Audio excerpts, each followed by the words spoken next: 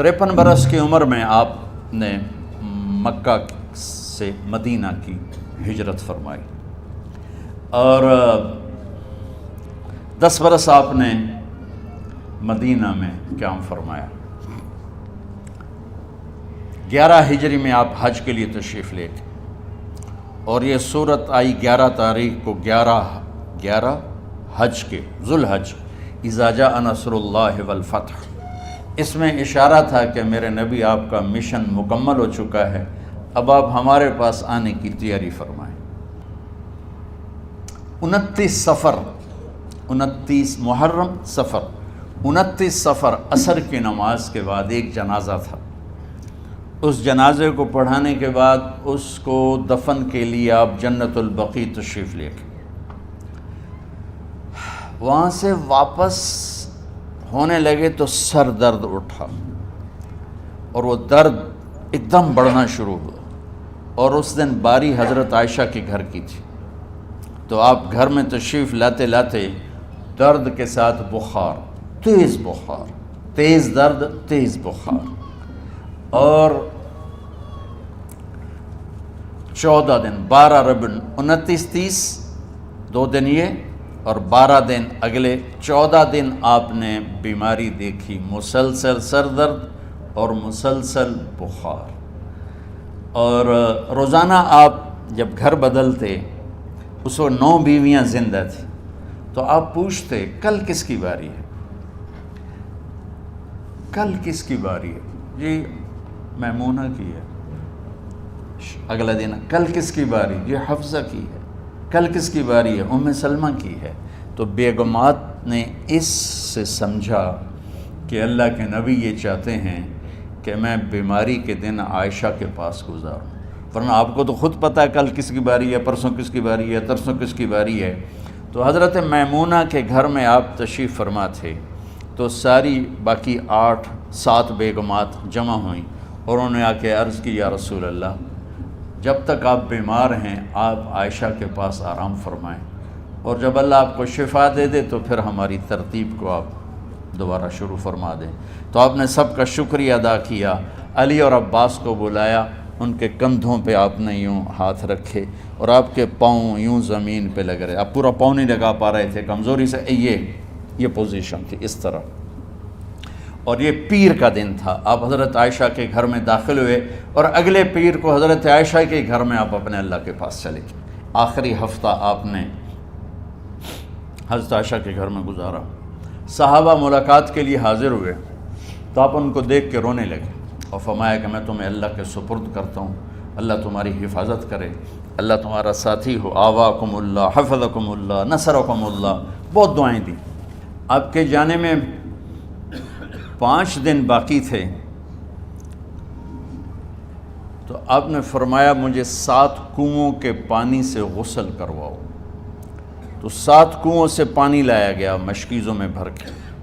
تو حضرت عائشہ کے گھر میں کوئی ایسا ٹب نہیں تھا جس میں بیٹھ کے وہ آپ نہا سکتے، تو حضرت حفصہ کے گھر سے ٹب منگوایا گیا، آپ اس میں بیٹھے، تہمت باندھا ہوا تھا، کرتا اتارا، اور آپ پر 7 کنوؤں کا پانی ڈالا گیا، تھوڑا تھوڑا تھوڑا تھوڑا تھوڑا تھوڑا، تو اس سے بخار کی شدت کم ہوئی، اور آپ سر درد کی وجہ سے آپ نے ایسے پٹی باندھی سرخ رنگ کی، اور اس کے بعد حضرت علی اور فضل بن عباس کے کندھوں کا آسرا لے کر آپ مسجد میں تشریف لائے، اور آپ ممبر پر بیٹھے، اور آپ نے فرمایا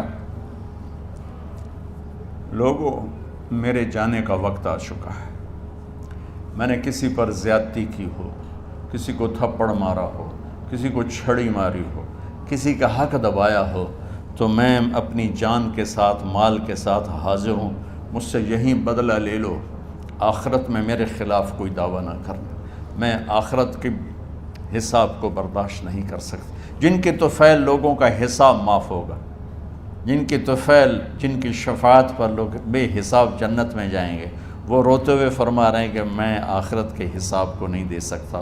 تو سارے صحابہ رونے لگے، لیکن آپ اپنی بات کو دہراتے رہے، کوئی بھی نہیں اٹھا۔ تو آپ نے ظہر کی نماز پڑھائی، ظہر کے بعد پھر ممبر پر آئے اور فرمایا کہ لوگو یہیں مجھ سے حساب کتاب کر لو، آگے نہ کرنا،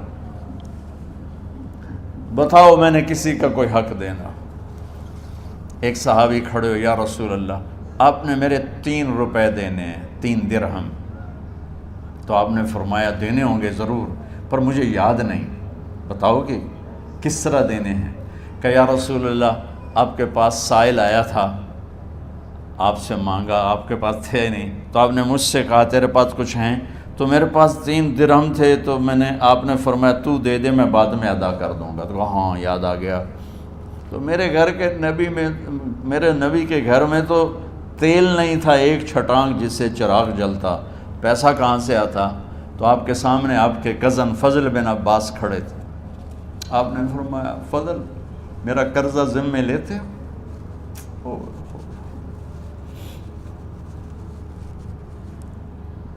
جن کے لیے کائنات سجائی گئی، جنت کی چابیاں جن کو پکڑائی گئیں، جاتے ہوئے 3 روپے دینے کی ہمت نہیں تھی۔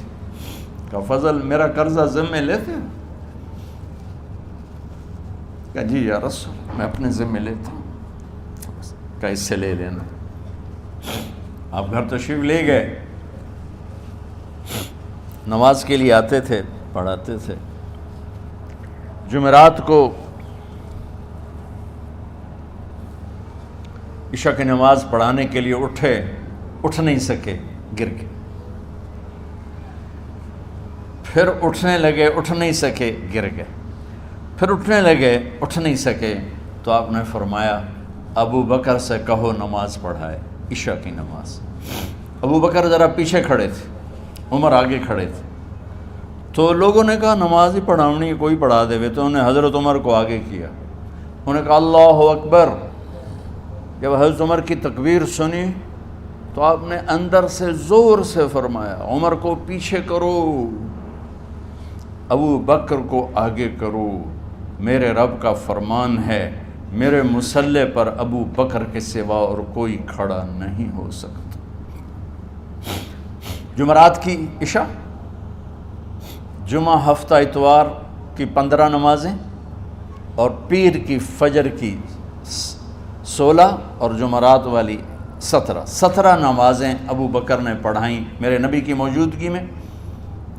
ہفتے کے دن ظہر یا عصر میں آپ علی و فضل بن عباس کے کندھوں پر ہاتھ رکھ کے مسجد میں داخل ہوئے اور ابو بکر نماز پڑھا رہے تھے۔ ادھر محسوس ہوا کہ اللہ کے نبی آ رہے ہیں، تو ابو بکر نے یوں پیچھے ہٹنا شروع کیا ایسے تاکہ مصلی سے ہٹ جائیں۔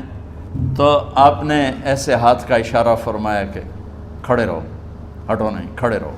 تو وہ پھر آگے مصلی پر آ گئے۔